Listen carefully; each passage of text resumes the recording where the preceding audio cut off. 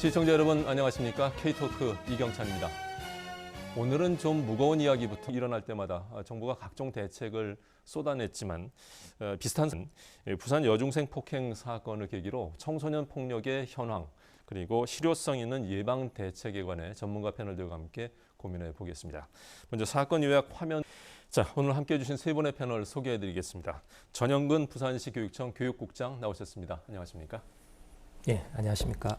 이어서 이상철 부산교육정책연구소 선임연구원 자리에 함께 하셨습니다. 어서 오십시오. 네, 반갑습니다.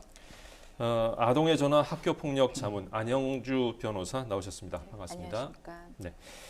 자, 세 분 오늘 좋은 말씀 부탁드리겠고요.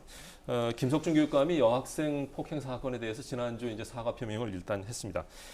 정 국장님, 교육청은 정확한 사고 정황을 어떻게 파악하고 있고 이후에 어떻게 대처가 이루어지고 있는지 좀 먼저 말씀해 주시죠. 먼저 보도 내용을 다시 보니까 참 참담한 심정입니다. 네. 교육자로서. 사실 우리 그동안 인성교육이나 학교 폭력 예방 교육을 위해서 교육청에서 애를 썼는데 지난 9월 1일 날 이런 끔찍한 사고가 일어나서 우리 시민들이나 또 학생, 학부모에게 불안과 또 걱정을 끼쳐드린 데 대해서는 다시 한번 죄송한 말씀을 드립니다. 네. 무엇보다도 이번 사건을 제가 한번 현장에도 가보고 해봤지만은 첫째 이 가해자 학생들이 모두 학교 부적응 학생들이었고 특히 학교 밖에서 이 사고가 일어났었습니다. 네. 그것도 저 현장에서 보면은 제가 패스트푸드점에서 한 300m 가면은 사고 현장이 있습니다.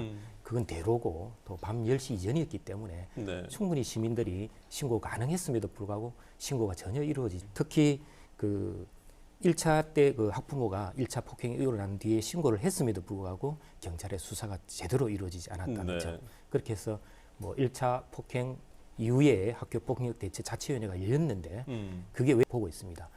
특히 이번 어떤 사건을 보면은 학교나 지역사회 또 교육청 또 경찰, 시, 지역사회 다방면에 있어도 어떤 사회 안전망이 다소 무너진 게 아니냐 이렇게 네. 우려를 표명하고 있고 9월 7일 날 이제 교육감님께서 긴급 기자회견을 통해서 말씀하셨듯이 네.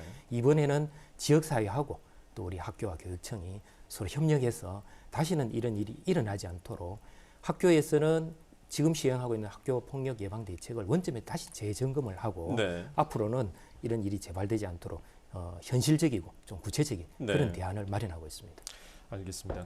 뭐 아무래도 한 네. 90여 건에 해당되고 이래서 긴급하게 경찰에 등하교 좀 안전 지도를 좀 당부드. 아닌가 이런 생각이 들거든요. 결국은 착상머리 제도라는 더 비판도 있을 수 있는데 이 부분은 어떻게 보십니까? 아까 그 종진 이 박사님이 말씀하셨지만 네. 사실은 학교 안에서의 어떤 학교 폭력은 대체로 줄어들고 있습니다. 전체적으로. 그 다음에 문제는 이번 사건 같은 경우는 학교 밖에서 일어났던 점에 대해서 우리가 주목을 하고 있고 특히 장학생 아닙니까? 그 학생인데 물론 이 학생들을 학교에서 이제 그 학교 부적응 학생이었기 때문에 사실은 학교에서 반복적으로 문제를 있습니다. 네. 그렇게 해서 형식적으로 학교 폭력 대체 자치위원회 연다는 것은 제가 동의할 수가 없고요. 다만 이 학교 폭력 대체 자치위원회를 어떻게 볼 것이냐 않도록 제대로 좀 네트워크를 형성해서 제대로 작동할 수 있도록 사회안전을 네. 그렇게 하고 또 이번 기회에 제가 에 지정될 가능성이 매우 높습니다. 말씀 감사합니다. 청소년 폭력 문제가 잊을만 하면 또다시 불거지는 것은 땜질식 현안과 이슈를 보다 심도 깊게 들여다보는 K토크. 오늘 순서는 여기까지입니다. 함께해 주신 여러분 감사합니다.